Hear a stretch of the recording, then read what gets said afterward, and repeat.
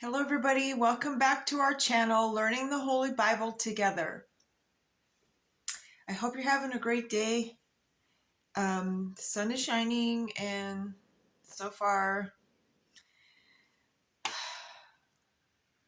I have to take my son to the doctors this morning, my older son. They have him overworked and his back went out and he's in so much pain. I've been praying to Heavenly Father to take away his pain and give it to me so he doesn't have to suffer. He's in so much pain. He can't even barely get up off the floor. I feel so bad. Anyways, today we're on 1 Samuel 19 and 20.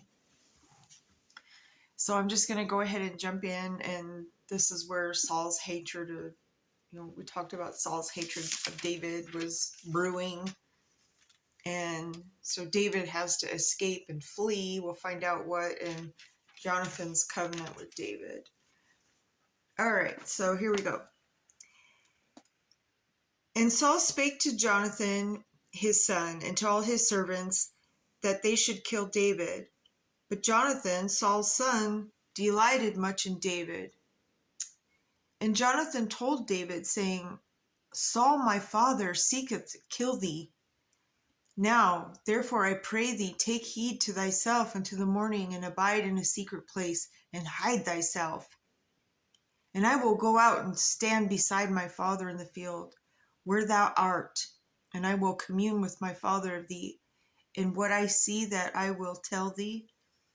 And Jonathan spake good of David unto Saul his father, and said unto him, Let not the king sin against his servant, against David, because he hath not sinned against thee, and because his works have been to thee ward very good. For he did put his life in his hand, and slew the Philistine, and the Lord wrought a great salvation for all Israel.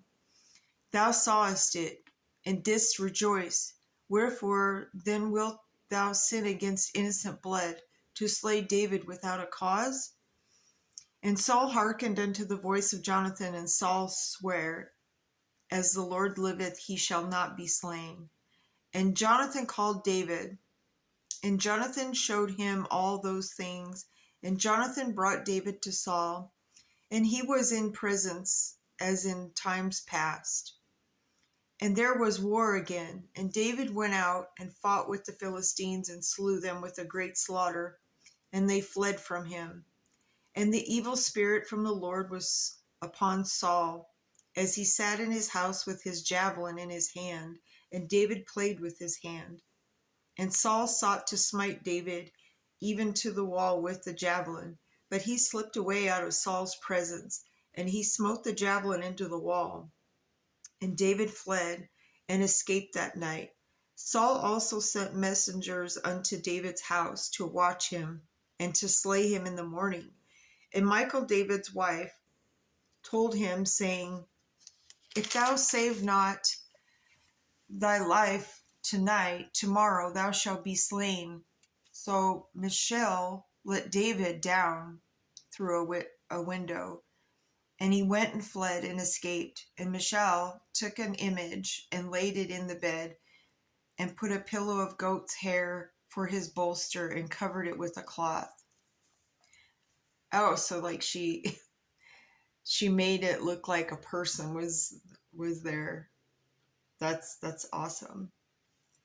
And when Saul sent messengers to take David, she said, He is sick. And Saul sent the messengers again to see David, saying, Bring him up to me in the bed, that I may slay him. And when the messengers were come in, behold, there was an image in the bed with a pillow of goat's hair for the bolster. That's awesome. And Saul said unto Michal, Why hast thou deceived me so, and sent away mine enemy, that he is escaped? And Michal answered Saul, He said unto me, Let me go, why should I kill thee? So David fled and escaped, and came to Saul to Ramah, and told him all that Saul has done to him. And he and Samuel went and dwelt in Naioth. And it was told Saul, saying, Behold, David is at Naioth in Ramah. And Saul sent messengers to take David. And when they saw the company of the prophets prophesying, and Samuel standing as appointed over them, the Spirit of God was upon the messengers of Saul. And they also prophesied. And when it was told Saul, he sent other messengers, and they prophesied likewise. And Saul sent messengers again the third time, and they prophesied also. Then went he also to Ramah, and came to a great well that is in Secu. And he asked and said, Where are Samuel and David? And one, behold, they be at Naioth in Ramah. And he went thither to Naioth to Ramah, and the Spirit of God was upon him also. And he went on and prophesied until he came to Naioth Ramah. And he stripped off his clothes also, and prophesied before Samuel in like manner, and lay down naked all the day and all the night. Wherefore they say, Is Saul among the prophets? All right, so chapter 20. And David fled from Naioth in Ramah, and came and said before Jonathan, What have I done? What is mine iniquity? And what is my sin before thy father, that he seeketh my life? And he said unto him, God forbid thou shalt not die. Behold, my father will do nothing, either great or small, but that he will show it me.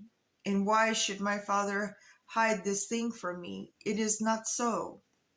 And David sware moreover, and said, Thy father certainly knoweth that I have found grace in thine eyes. And he saith, Let not Jonathan know this, lest he be grieved, but truly as the Lord liveth, and as the soul liveth, there is but a step between me and death. Then said Jonathan unto David, Whatsoever thy soul desireth, I will even do it for thee.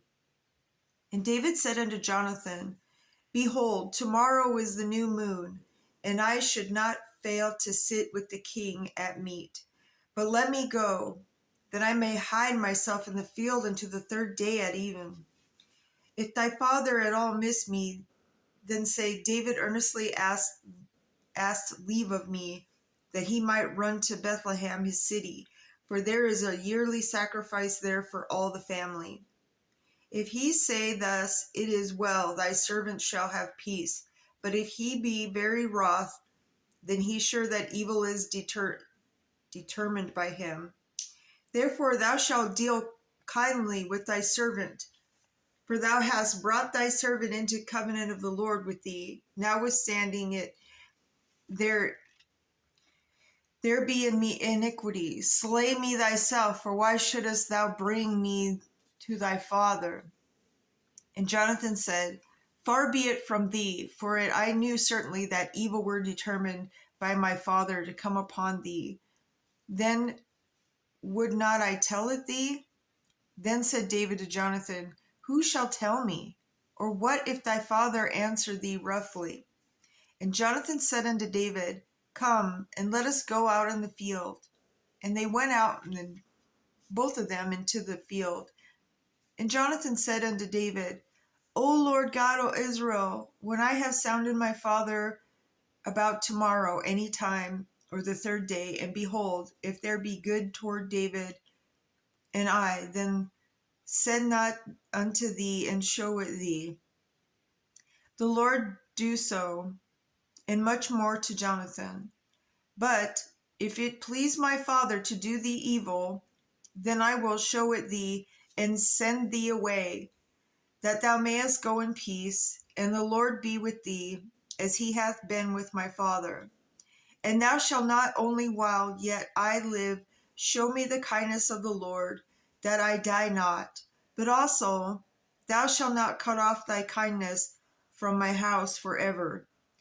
No, not when the Lord hath cut off the enemies of David, every one from the face of the earth. So Jonathan made a covenant with the house of David, saying, Let the Lord even require it in the hand of David's enemies. And Jonathan caused David to swear again, because he loved him, for he loved him, and he loved him as his own soul. Then Jonathan said to David, Tomorrow is the new moon, and thou shalt be missed, because thy seat will be empty. And when thou hast stayed 3 days, then thou shalt go down quickly and come to the place where didst hide thyself when the business was in hand, and shall remain by the stone Ezel. And I will shoot 3 arrows on the side thereof, as though I shot at a mark.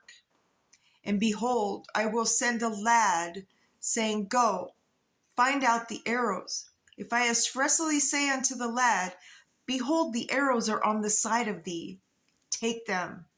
Then come thou, for there is peace to thee, and no hurt, as the Lord liveth. But if I say thus unto the young man, Behold, the arrows are beyond thee, go thy way, for the Lord hath sent thee away.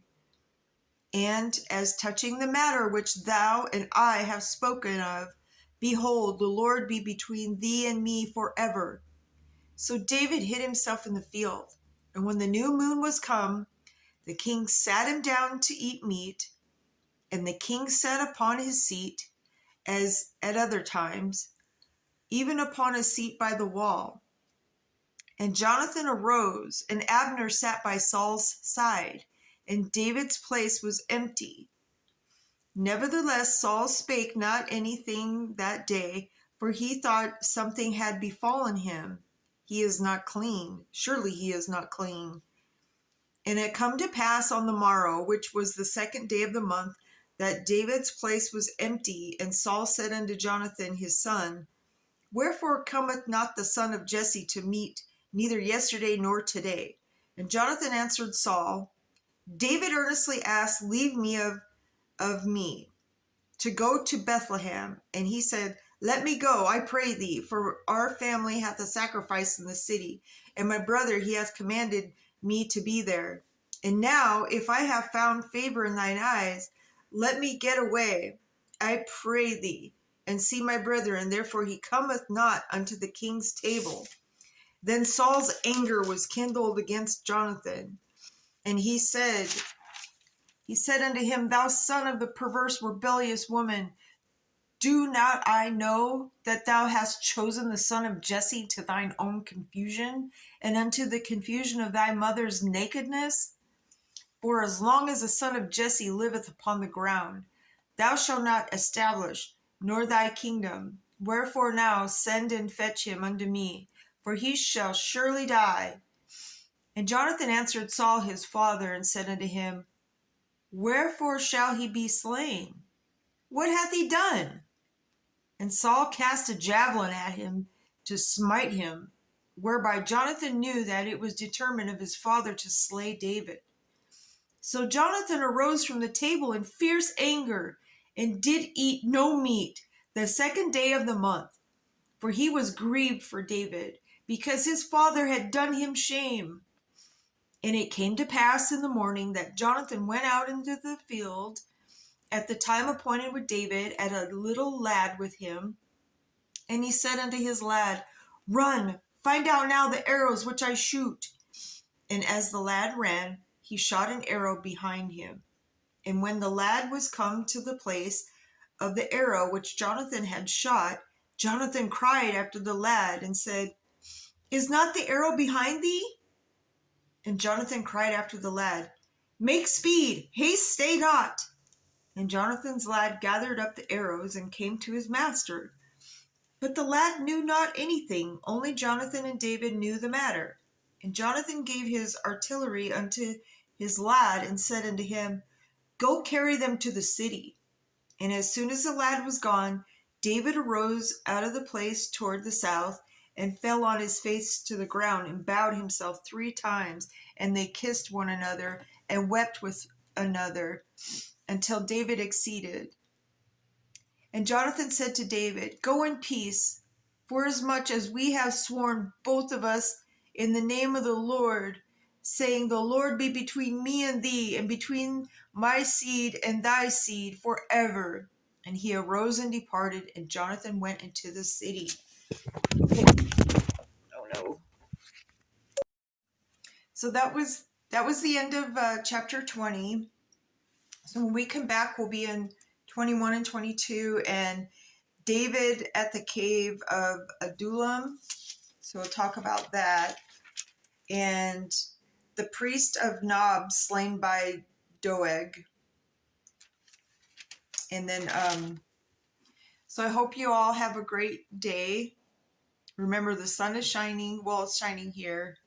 The weather is getting a lot better.